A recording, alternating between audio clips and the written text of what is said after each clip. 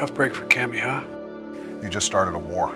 No, I just finished one. I am going to do everything in my power to end you. Listen here, I've been around a lot longer than you. Yeah, no shit. You never understood how this really works. You were always a good soldier for them, but not me. I didn't get plucked out of nowhere like you did. I spent 40 years hiding skeletons for those fucks. I knew you were fucking stupid, but this is insane. You really don't know the enemies you just made. We are going to erase you from history. Oh, like I give a fuck. I've made my bed. I'll lay in it. I know my family is protected. How about yours? How long you think before investigations start? How long do you think you'll stay useful to them? Besides, give yourself some credit. You were the one that dared him to run, but now I gave him the Oval Office. How about you? Joe, what the fuck did you do? I don't remember. I'm just a crazy old man, right? Did you make a deal with him? Like I said, my family's protected. Hold on, I got someone who wants to talk to you. Hello, Barry. It's been quite a long time, hasn't it? This isn't fucking over. I'm not an idiot, Barry. I just play one on TV. Everybody off guard. No warning that this was going to be a live opportunity right then inside the Oval Office. It's a traditional one, but we weren't certain of when the private comments would give way to this public moment. So we want to re-rack it from the top, it in its entirety. And that is ready for us to watch for the first time together. And again, it's short, but I want you to see all of it.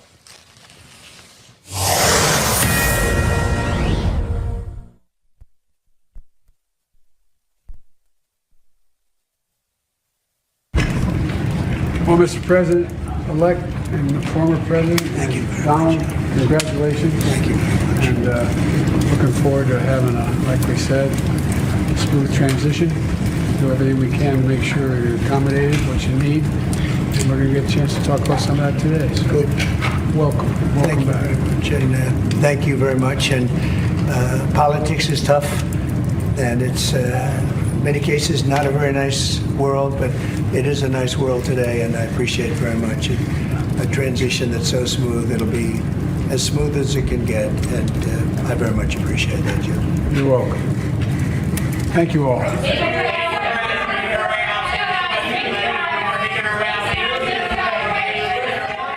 So there are a lot of things to gather in those few moments, which is why it's important to see all of them. We hadn't heard from Biden. We took it so quickly. So you've got to see that exchange between two people who really were in quite the epic political battle. Not just 4 years. It's close. Earlier this morning, Trump huddled with House GOP leaders, and here he is just before that meeting. It's always nice to win. A lot of good friends in this room. So you know we had like historic kind of numbers, especially for the president, but we won't get into that. But the House did very well. But we worked with a lot of you to get you in, and you helped me, and you helped me too. And my numbers were, so they say, the 129 years is the most important election in 129 years. That's pretty good. Today's traditional presidential transition meeting could be an awkward one. Biden and his fellow Democrats are likely still hurting from their crushing defeat in last week's election. Many of them have been quite emotional. Biden also threw plenty of shade Trump's way in recent weeks, including calling his supporters garbage. You remember that moment.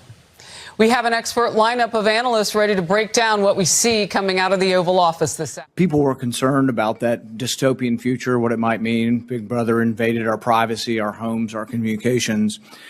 But defenders of privacy took some consolation in the fact that the technology didn't exist for two-way TVs, and so much of it seems so futuristic.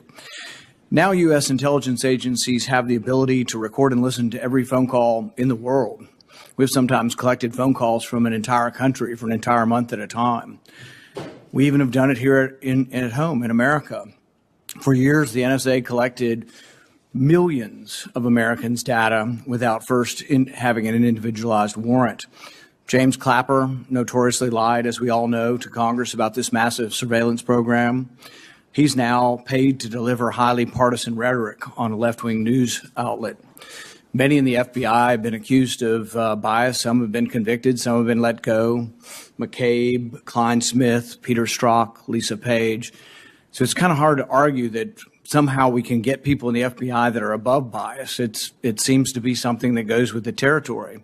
Maybe it was a bad spate of time where we had a whole bunch of them all at once, but it's a problem. When we investigate a presidential campaign, I think it's important that we realize the potential for bias that exists in the people bringing an investigation forward, but also incredibly important that we should devolve or at least consider using the Constitution and not using warrants that are used on foreigners. So we have two different standards. We have a constitutional standard, which is typically used for Americans, where we use the Fourth Amendment. And the Fourth Amendment says you have to have probable cause, of a crime. The FISA court standard is not a Fourth Amendment. It's an extra constitutional standard. It's less than the Constitution. It's probable cause of being associated with a foreign government. The problem is that when we have presidential candidates, they're all going to have foreign policy advisors. Most of them will have long-standing history in either government of some sort. They'll have people who do talk to foreigners all of the time. So you can see how someone with bias, and I think that's what happened during the investigation that turned out to be untrue on the Russia collusion. So we had a massive investigation of a presidential campaign. And I don't think enough of us have stepped back to say, well, my goodness, should we be using FISA warrants for the Foreign Intelligence Surveillance Court? Should we be using that kind of warrant on an American, particularly an American running for office who has all of these contacts? Do you think it's appropriate that we use FISA court warrants to investigate presidential campaigns? What I do think is appropriate is that we use FISA warrants to investigate counterintelligence threats to the United States, as long as it's done consistent with the minimization and querying procedures that are carefully approved. You don't think there was any problem with this investigation with the Crossfire Hurricane? You think it was all completely appropriate? Nobody in the chain of command was biased, and it just occurred because they were curious? They just indicted one of the Clinton lawyers yesterday for lying to you guys. You guys took it hook, line, and sinker and said, oh, well, we'll just investigate a major presidential candidate. Of course there's a huge problem. And if you don't see that there's a problem and that we need more controls on this and that we need to somehow obey the Constitution, I would say the same for President Biden. I would say the same for a president of any party. What a crazy upturned world where there would be, the bias is there. There's no way to get the reason we have checks and balances with the judiciary is so we can kind of get over the potential bias that occurs in the FBI or the CIA or anywhere else. If you don't have to go to a court and you go to a court that doesn't obey the Constitution, that's held in secret, that's not justice, and it's going to be rife for abuse. You don't agree with that? There are parts of what you said that I'd like to weigh in on. So first, as to what happened in the so-called Crossfire Hurricane matter, I would say to you today, and I have said publicly on a number of occasions, that what that Inspector General report describes by certain FBI personnel, I consider to be unacceptable and unrepresentative of the FBI that I see every day, having joined in 2017, and not something that I think can ever happen again. So I want to make sure that you and I are talking not past each other on that. Now, second, I've put in place over 40 corrective measures, everything the Inspector General has recommended, and then some, to make sure that what happened there does not happen again. I think that's admirable, and I appreciate that point of view. But, when Hamilton wrote that if men were angels, we wouldn't need the Constitution, we still are relying on angels working at the FBI. We're relying on you saying we're going to get a better set of people. We're not going to have that bias anymore. I think that's admirable. That's what I would want in someone being the director. But what we need is something beyond that. And this is what our founding fathers did when they set up the Fourth Amendment, is we had a Constitution and we had the Fourth Amendment, an incredibly important amendment, and then we had a judicial system. The FISA court doesn't obey the Fourth Amendment. It has a less than constitutional standard. It allows you to have warrants without obeying the Fourth Amendment. And people don't realize this. You use FISA warrants that do not obey the Fourth Amendment. You have a lower standard for going after foreigners. I'm actually okay with that. If you're not a U.S. citizen and you're investigating someone overseas and you're eavesdropping on them, I'm actually fine with the FISA standard. But I'm not fine with the FISA standard for Americans, particularly Americans who are running for office, particularly for the person running for the highest office who is interconnected with all kinds of countries and always will be. And once you get biased people, once there's not perfection and we get biased people in the FBI, the problem is the system can be abused. I think the only fix It's admirable to have some regulations and some checks and balances you put in place, but the only real fix would be we should obey the Constitution. I don't think Americans nor political candidates should be investigated using a foreign intelligence surveillance court. Thank you, Senator, for your kind words about the corrective measures we've put in place. I would say to you that I believe the FISA court operates within the Constitution, so we might have a difference of opinion on how we characterize it. I would also say to you that here, as we sit here 20 years after 9/11, and as somebody who was in FBI headquarters on the day of those attacks and saw the immediate aftermath, as we started to reverse engineer what went wrong on 9/11, much has been discussed back in those years about the so-called wall that was built up between law enforcement and intelligence. And a lot of the reforms that have occurred thanks to this Congress, thanks to the courts, thanks to the executive branch, to make sure that there is not a wall between the information sharing that has to occur, has been part of what's kept Americans safe since then. So I would want, of course, to work with you on any ideas that you have, but also to make sure that we don't rebuild the wall that made us all less safe and cost 3,000 innocent lives on the day of those attacks. Thank you. I appreciate your opinion on the FISA court having the same standard as the Constitution. They don't. The Fourth Amendment says you have to have probable cause that someone has committed a crime or is committing a crime. It's a much different standard. The FISA court standard is probable cause that you have a relationship with a foreign government. It's a much lower standard, much more open to abuse, and you don't have a public court or judges which might protect the rights of an individual. If what happened in Crossfire Hurricane is allowed to stand and would allow the FBI to do this again, we can see a time when the intelligence agencies can completely take over our political process. It's a very dangerous thing, and I think most people got caught up in the partisanship of the time, whether they liked or disliked President Trump. And instead of really thinking about this, there still is a problem. To my mind, we need to reform the FISA system, and we should not use FISA warrants on Americans. It should be reserved because it's a lower constitutional standard, should be reserved for foreigners. Thank you, Senator Graham. Senator Cotton. Director Wray, is it a crime under Section 1507 of Title 18 to picket and protest outside of a federal judge's home to try to influence his or her decision? I don't have the statute in front of me, but that sounds like a fair description. So on numerous occasions in recent months, there have been large-scale protests outside the homes of Supreme Court justices in the Washington, D.C. area. Yesterday, the head of the Department of Justice Criminal Division confirmed that the Biden Justice Department has not brought a single case against any individual for breaking that law by protesting outside of those justices' homes. Are you aware of the FBI making any arrests for violations of Section 1507? I'm aware that we have a number of investigations related to threats of violence against justices and against judicial buildings, including the Supreme Court. And of course, we assisted in the recent charges of the individual who had a plot to kill or an intent to kill Justice Kavanaugh. What statutes are involved, I don't know, but I don't think any of them used 1507 as the offense. Why were there no arrests for an obvious violation that played out on national television? Did someone in the Biden Department of Justice direct you not to let FBI agents enforce that law? No, I don't think we've gotten any directive to that effect. I think part of what you're driving at, respectfully, goes to questions about the interpretation of and applicability of the statute. And while I absolutely understand your interest in the question, I think this is one of those times where I would point to the department as the lawyers who are making decisions. Well, I have it right here in front of me. It's not very confusing. Whoever with the intent of influencing any judge in the discharge of his duty pickets or parades in or near a building or residence occupied or used by such judge shall be fined under this title or imprisoned for not more than 1 year. I mean, it happened on national television news. Were there no self-starting FBI agents in the area that thought, wow, they're committing a terrible federal crime, I'm going to go arrest them?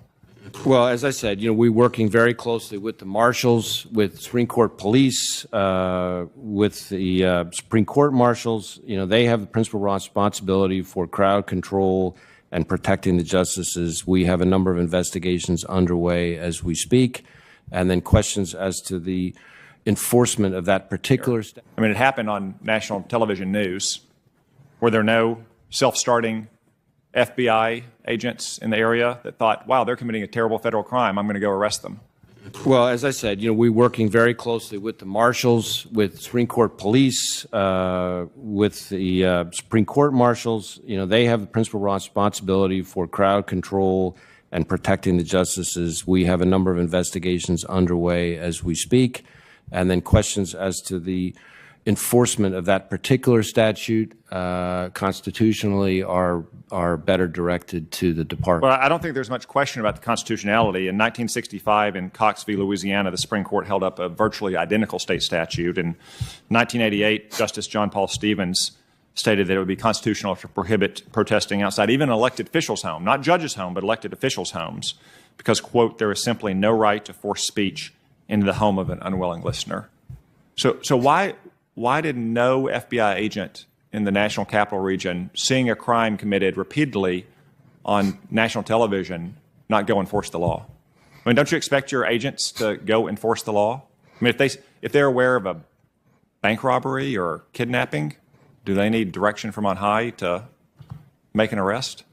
Well, our agents are, as we've discussed at some length in different ways throughout this hearing, are up to their necks enforcing all sorts of laws. And I wish we were in a situation where every federal violation that occurred in this country was something the FBI could have the resources to investigate. We have prioritized focusing on violence and threats of violence, and we are aggressively investigating in that space across the spectrum, including violence and threats of violence against members of the judicial branch. Well, I mean, these protests wound up with a hitman traveling across the country trying to assassinate Justice Brett Kavanaugh. And he's been arrested and charged federally. Seriously, in addition to that actual hitman's crimes.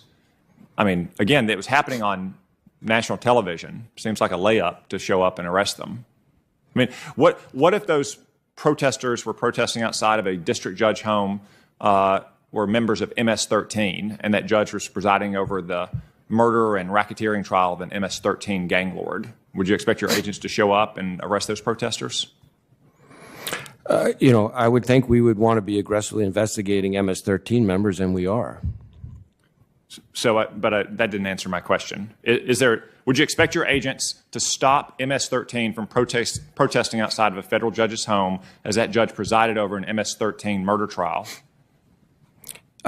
Knowing what we know about MS-13 and their almost epic commitment to violence, an MS-13 member engaging in that activity outside a judge presiding over an MS-13 trial would be something that I think would lead to us trying to look at every tool we have to be able to protect that judge. So it's okay to protest outside of the Supreme Court justice's home if you disagree with their potential rulings? I didn't say that. I don't believe that. So what's the difference between the two? I think the difference is twofold. One, we have to make sure that we are prioritizing and enforcing those violations of federal criminal law that represent the greatest threat to the public, and so that in particular focuses on violence and threats of violence.